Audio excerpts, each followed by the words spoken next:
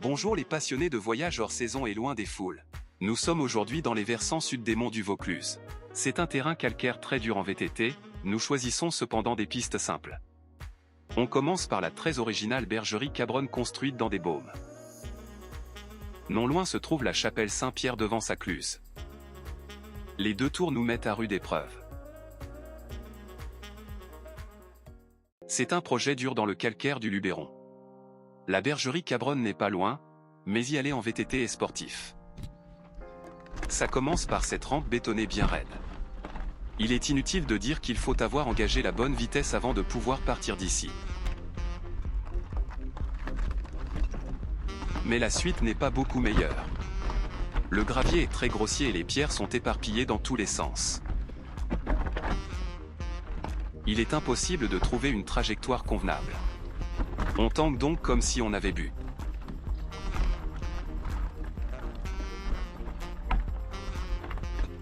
La montée reste soutenue. Plus le terrain est irrégulier, plus le dénivelé est grand, c'est une constante en pays calcaire. On peine vraiment, pourtant on se croit bien entraîné. La carte prédit un tracé un peu plus sage sous peu. Le dénivelé devient irrégulier, on voit même des passages en descente, le gros gravier reste pourtant. Sous le gravier se cache la roche-mère sommairement rabotée lors de la construction de cette piste. Tout ceci fatigue énormément. Au bord de la route se trouve un abri en construction mixte. Sur ces portions de route pénibles, on peut philosopher sur la taille peut-être un peu moindre du gravier depuis quelques mètres ou bien on pédale stoïquement. Cela amènera bien quelque part. Il est en tout cas rassurant d'avoir bien gonflé les pneus avant de partir. Ce serait le comble de crever ici. Quelle chance de pouvoir prendre l'embranchement en descente ici. On a parfois la vue en face. Sous la grosse falaise blanche se cache la bergerie troglodytique de Cabronne. Et la théorie se met quand même en pratique. Sur un tracé presque plat, les argiles et le gravier très fin ne sont pas balayés par l'eau de pluie. Ça va pas le rester. Ça peut pas le rester. Le sol est beaucoup plus homogène, on roule beaucoup mieux. On peut même parler de plaisir ici. Il reste quand même des traverses de roches dures et un dénivelé positif peu visible mais bien ressenti dans les jambes. Ce serait un bel emplacement pour passer la nuit. Mais comment arriver ici avec notre vieux trafic? Le ciel est légèrement couvert, cela évite le soleil direct dans ce versant sud des monts du Vaucluse.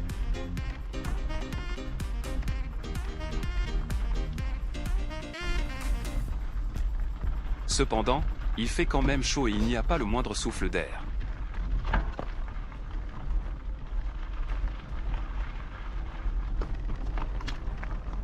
C'est ici la meilleure portion de la route à la bergerie Cabronne, la route est presque plate, le gravier est homogène et tassé, une bande roulante existe et elle est constante.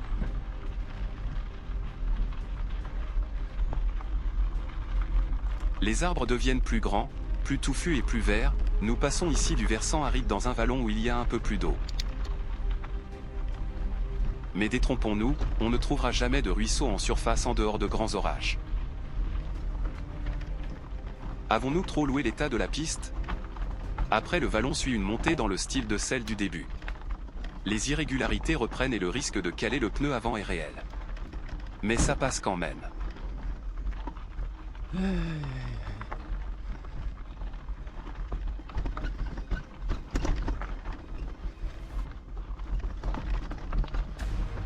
Merci, merci, merci.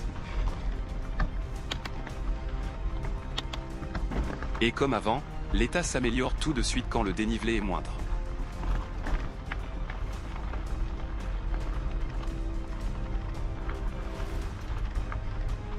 Bon, que dire de cette piste de la bergerie Cabronne? Elle est en fait facile parce que la pente reste à quelques exceptions près très sage. De ce point de vue, elle est une rareté dans ce versant sud du plateau d'Albion. Les autres rares pistes sont toutes beaucoup plus casse-gueule.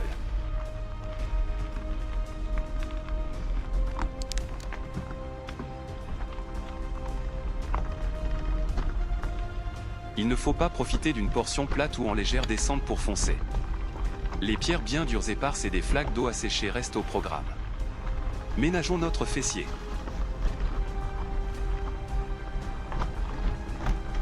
Ah bien, tiens, ça manquait encore. Du gravier meuble, c'est peut-être le pire de tout, espérons que cela ne dure pas.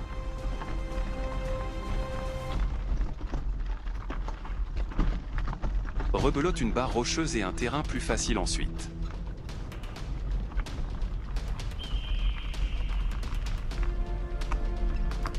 Nous approchons du but, on pédale plus vite, il faut cependant rester prudent.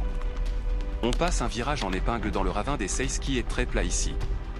Peu après suit le panneau voie privée sans issue. C'est doublement vrai. C'est un site privé, mais l'accès est autorisé. C'est assez rare pour être remarqué positivement ici. C'est ici à droite, on voit la falaise derrière les arbres. On laisse le VTT pour explorer le site auquel on remarque l'état bien soigné, préservons-le.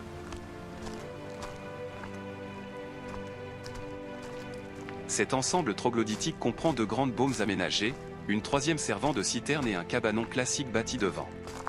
On a aménagé les ouvertures que quand on avait un sol plat et un accès aisé. Une habitation troglodytique en deux parties remplit complètement une grotte. Ces habitations sont privées et fermées. Le grand cabanon construit devant la bergerie troglodytique est postérieur aux aménagements dans la roche. Cela correspond à un besoin de plus de surface habitable peut-être moins moite et moins froide.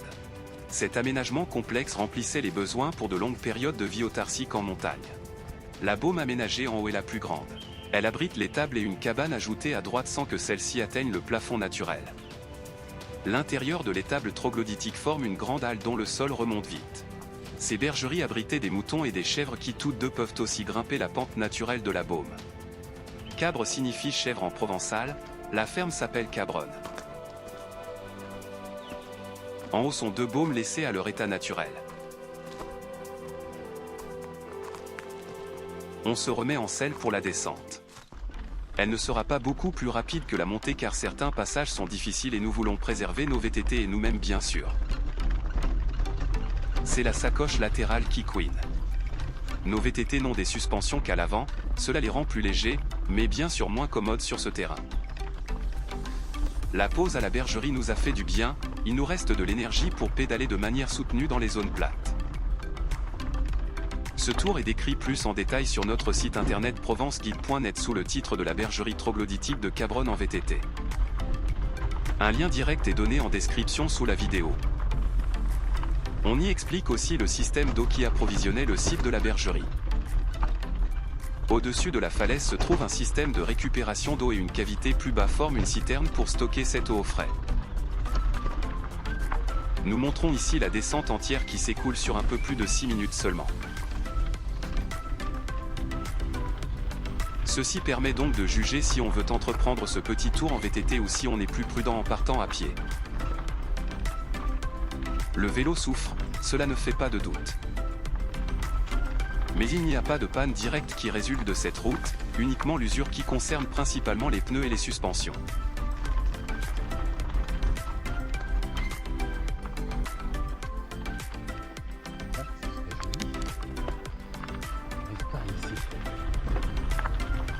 Nous voici dans la partie qui roule bien, pas besoin de pédaler, même pas besoin de freiner, c'est peinard. Mais nous savons qu'il reste des passages méchants.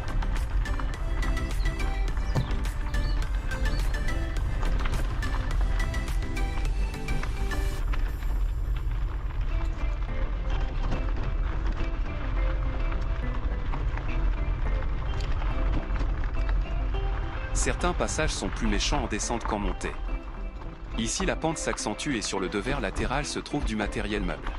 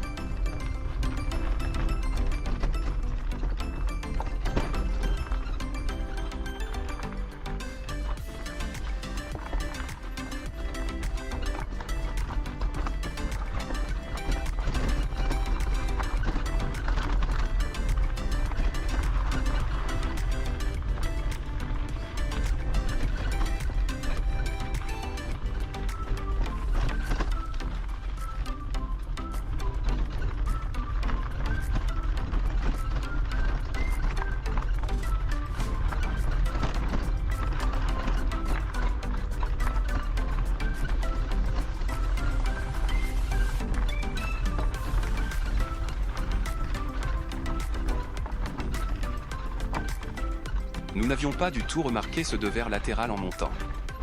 Vu ainsi, on craint que l'on ne tienne pas, pourtant ça passe en restant bien à l'arrière et sur la selle.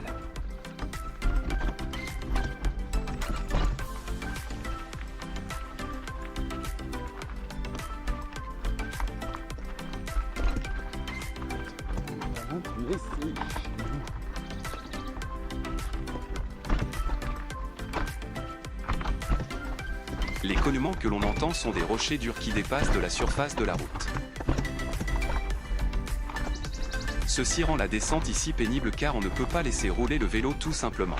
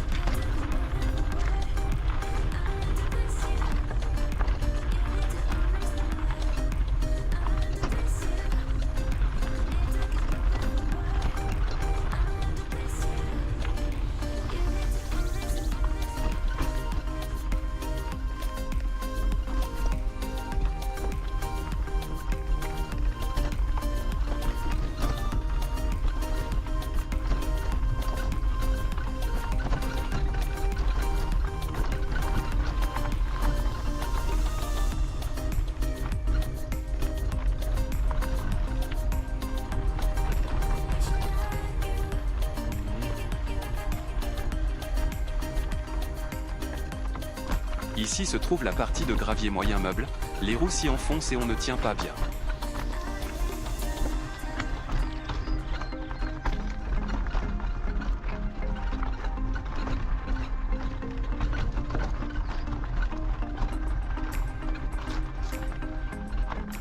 C'est désagréable au point de préférer la bande roulante sur la roche dure.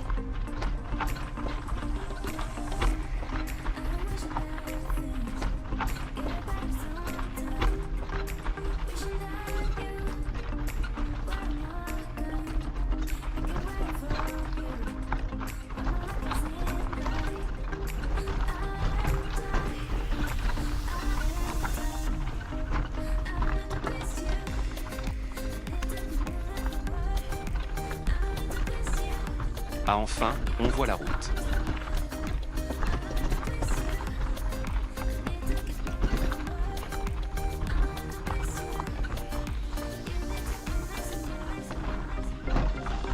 Maintenant reste l'exercice ultime, la descente sur la bande de béton. Cela force surtout sur les bras. Cette piste continuerait dans un état similaire plus loin en direction de la vallée. Mais pas pour nous, on retourne sagement à la voiture. Nous prévoyons encore un autre tour dans la région aujourd'hui, nous ménageons donc nos forces. Cela suit juste après dans cette vidéo. Même pas une demi-heure après, on est de nouveau au départ d'un petit tour, cette fois-ci, c'est à partir de Villars pour retrouver une chapelle dans des gorges. Villars est un village aux divers hameaux et aux divers points d'intérêt. Beaucoup sont facilement joignables, mais les pistes forestières peuvent être longues. Alors autant prendre le VTT pour rejoindre la chapelle Saint-Pierre au pied de la porte éponyme, une cluse dans des gorges sinon assez larges. Le site est vénéré au moins depuis l'ère romaine.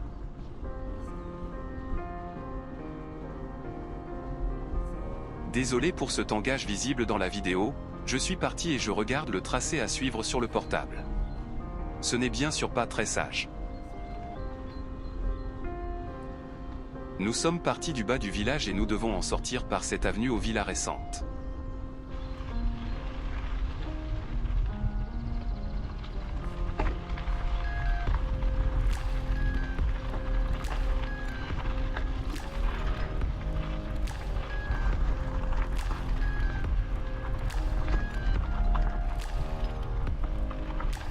Le goudron disparaît progressivement sous nos roues. Cela reste cependant de la piste très facile.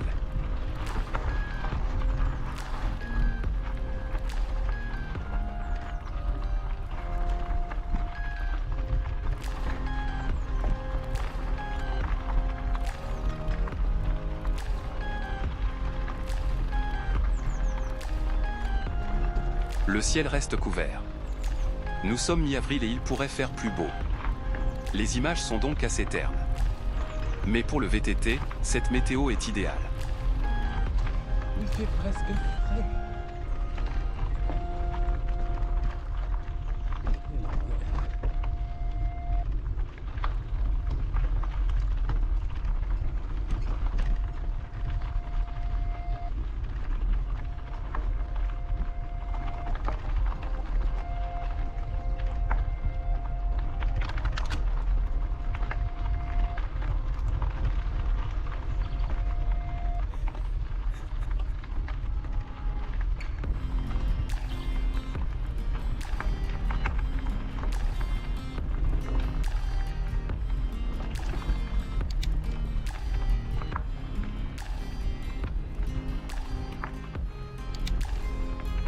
En arrivant sur un croisement en T, on tourne à gauche devant un champ de vignes. Attention, il peut y avoir ici du gravier mou.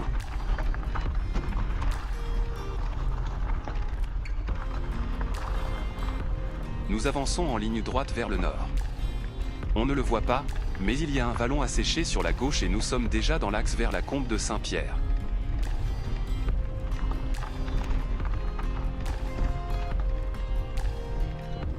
Ce petit tour est aussi décrit sur notre site internet provenceguide.net sur la page La Chapelle Saint-Pierre dans sa combe en VTT, un lien direct est donné dans la description sous la vidéo.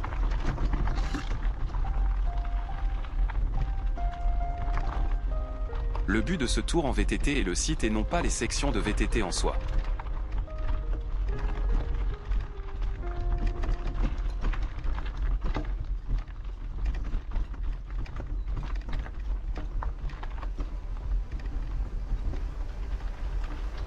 Nous sommes ici en présence de gravier plus docile que dans le tour précédent.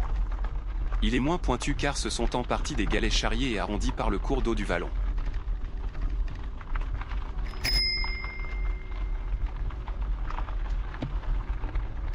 On n'aime pas trop les chiens quand on est en vélo, mais celui-ci est docile.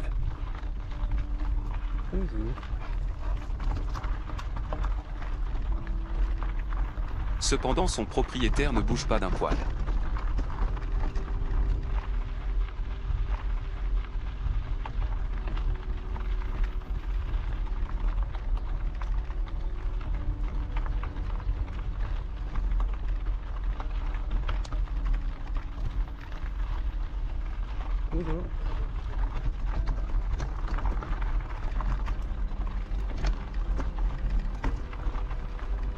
Petit à petit, la piste commence à monter. Le dénivelé jusqu'à la chapelle reste cependant négligeable. Nous sommes en Provence, et on voit donc aussi des boris. Vu la construction très pointue, il s'agit sans doute d'un puits couvert.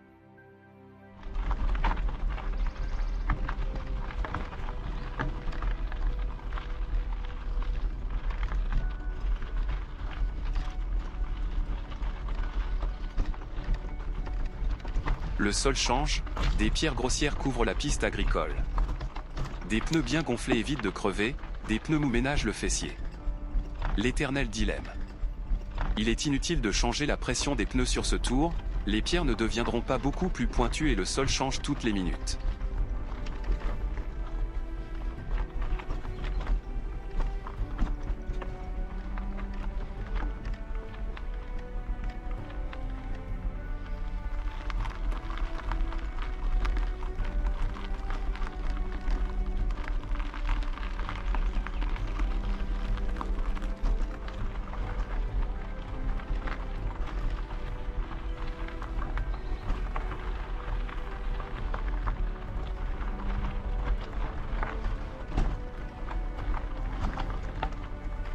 Nous arrivons sur une piste plus lisse qui vient de la droite et du hameau de la Fumérasse.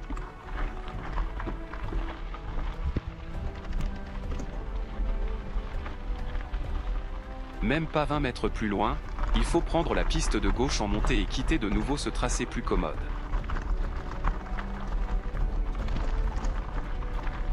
Nous continuons maintenant toujours en ligne droite.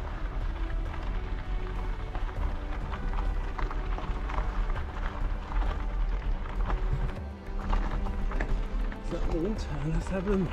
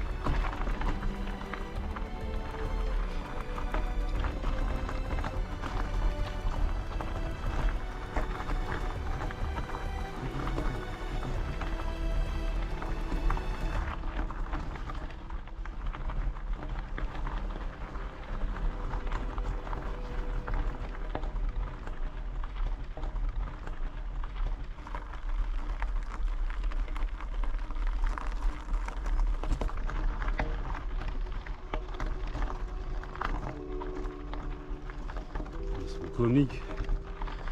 Parking, pourquoi?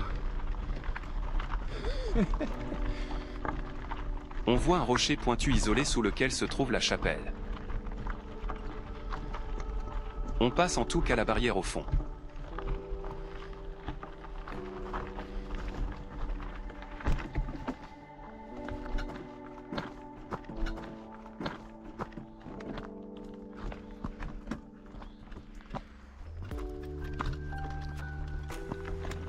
En quelques tours de roue, nous sommes devant la petite chapelle.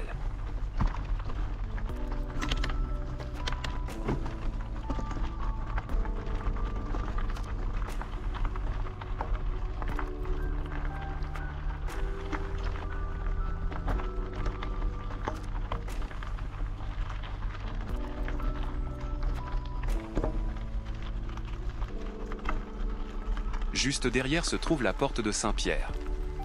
C'est une cluse qui rétrécit cette combe. C'était un lieu de culte pour Sylvain du temps des Gallo-Romains. Le lieu a sans doute été choisi par la danse forêt, Silva, et celle-ci était due à l'abondance relative d'eau dans le sous-sol à cause de la cluse qui canalise aussi les eaux souterraines. On pourrait s'attendre à des gorges plus loin derrière, mais non, il n'y a que ce rétrécissement. La large combe continue au-delà vers le nord. Bon, non. Ce terrain est couvert de gros gravats-meubles très désagréables en VTT. Revenons vers la chapelle.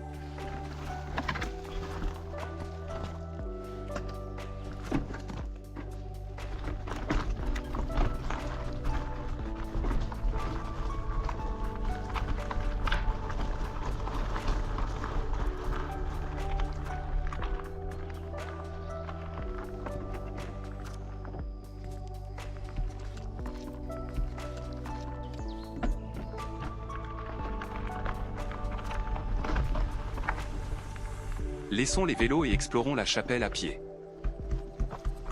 Ces derniers jours étaient définitivement salissants.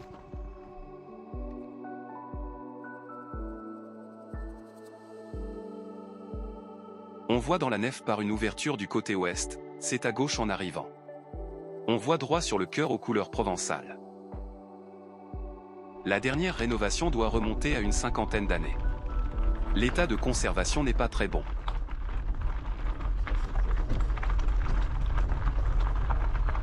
Bon, repartons. Le retour est prévu avec une montée.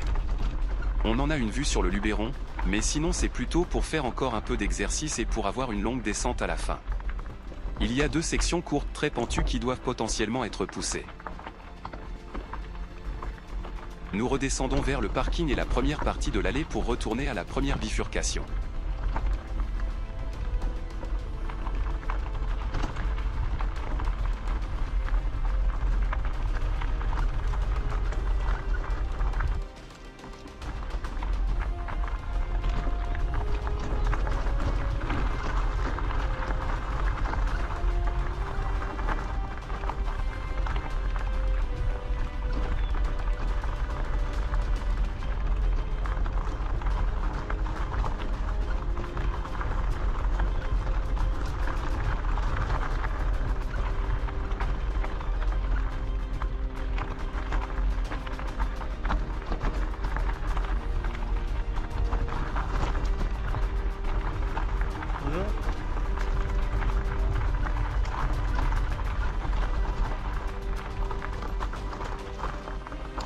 On prend à droite ici. Si on a la possibilité de prendre de l'élan, il faut le prendre car la pente suivante est à la limite de ce qui est faisable avec un VTT en mode rando.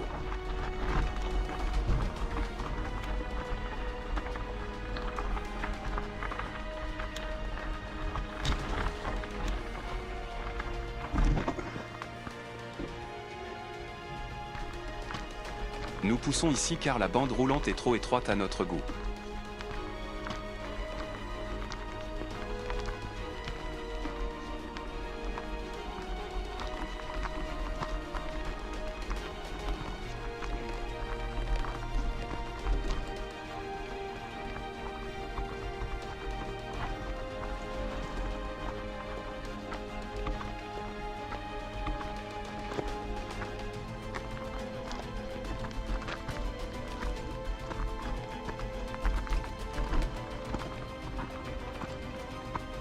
La suite est en pente douce, mais c'est de nouveau une alternance entre parties bien roulantes et du gros gravier entrecoupé de roches plus ou moins bossues.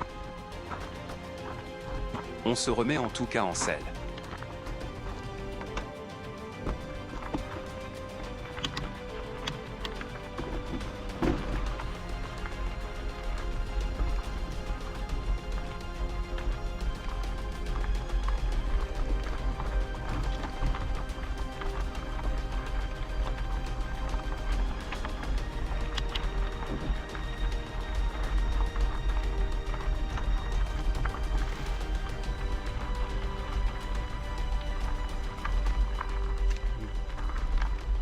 C'est pas terminé.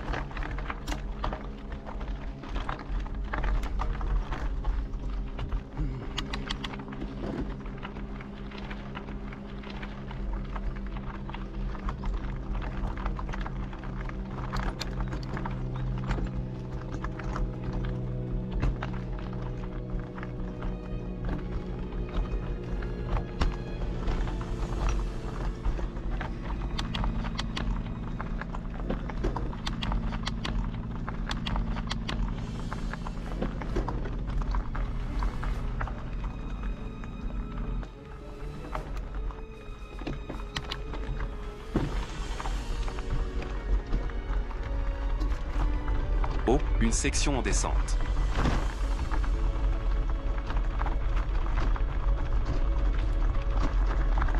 Quand on passe ce ravin, on pourrait croire avoir passé la crête, mais détrompons-nous.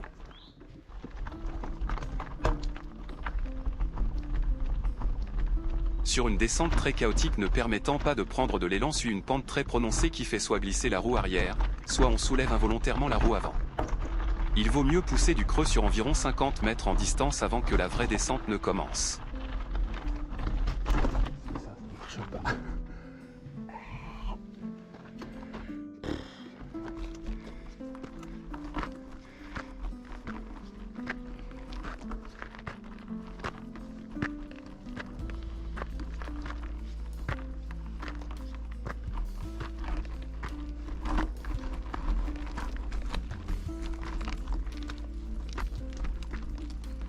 Une fois n'est pas coutume, voilà une section plate pas roulante du tout.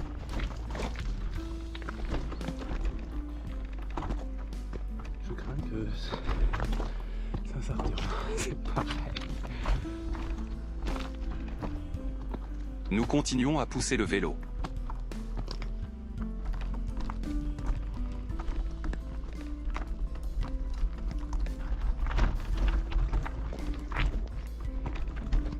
On ne reprend la selle qu'ici.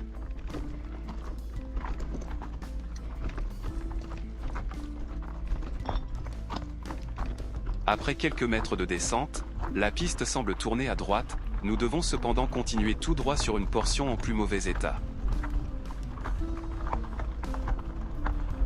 Cela reste facile tant que la pente ne s'accentue pas.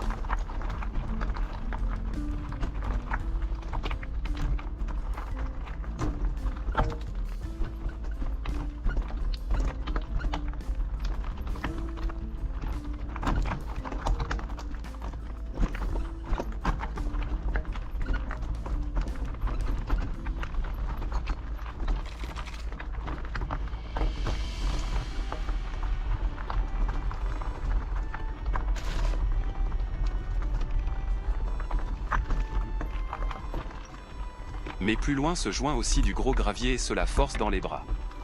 Le terrain est trop irrégulier pour rouler vite.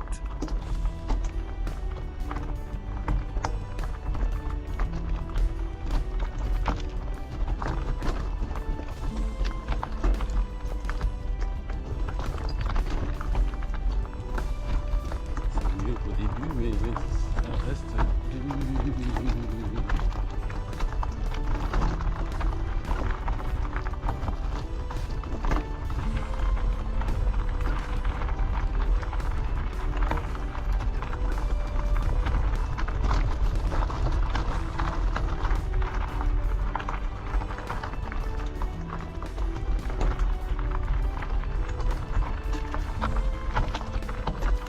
il n'y a rien à voir devant. Mettons le focus sur le revêtement et la roue avant qui doit s'y frayer un chemin.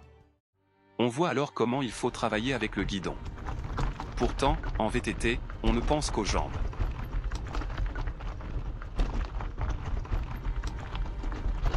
C'est une vue inhabituelle, dites-nous en commentaire si on doit en faire plus comme ça.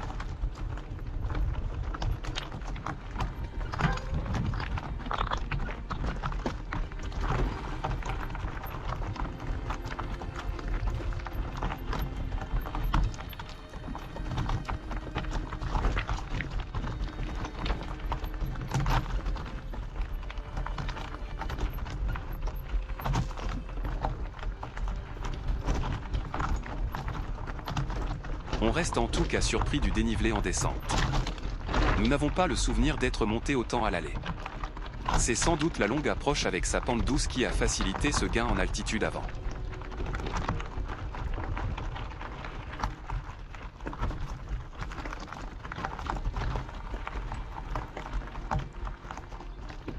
La pente est bien réelle, les bras souffrent plus que d'habitude.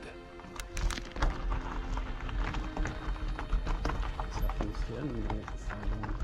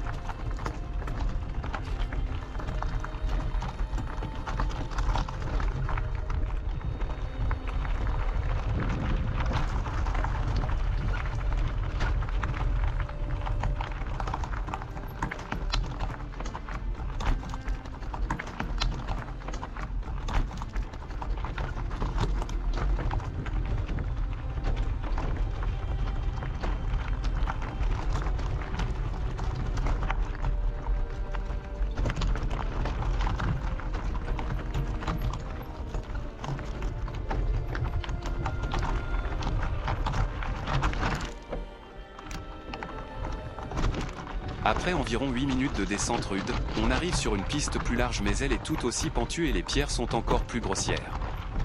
Ce n'est pas pour très longtemps.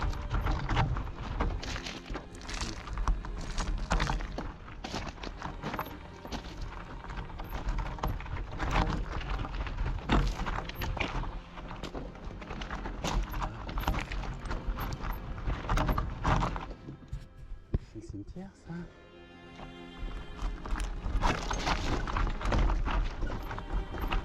Nous arrivons très vite au cimetière des Grands Cléments et avec ceci arrive l'asphalte.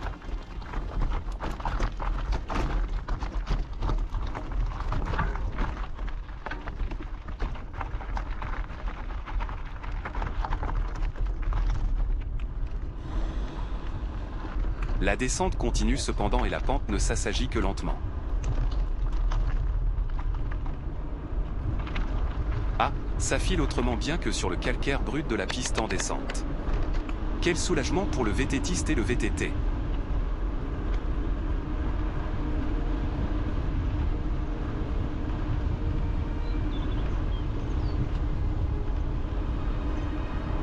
On arrive dans le hameau. L'asphalte est un peu irrégulier. Maintenant, il faut aussi faire attention aux voitures. Cependant, le village est très calme.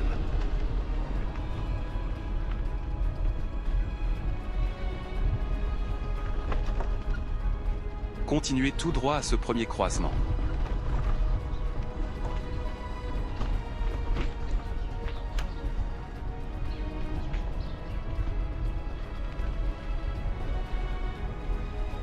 À l'intersection en T, on prend à gauche, toujours en descente.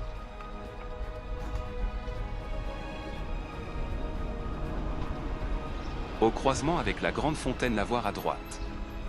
Ici coule beaucoup d'eau.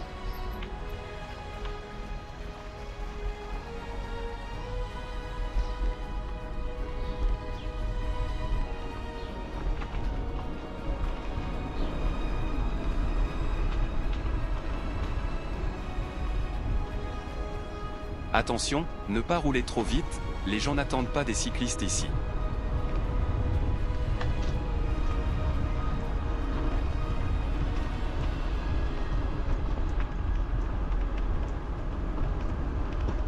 Et au croisement en bas à droite, nous retrouvons la rue Plan du Miel de l'Allée. Bon, c'était court.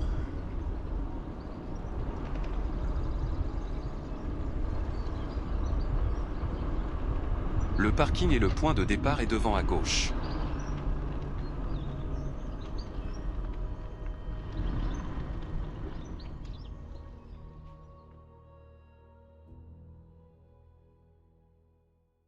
Cette journée n'est pas encore terminée, on explore des grottes historiques dans la prochaine vidéo. Des liens se trouvent à la fin de la vidéo et dans la description. À bientôt sur Voyage hors saison.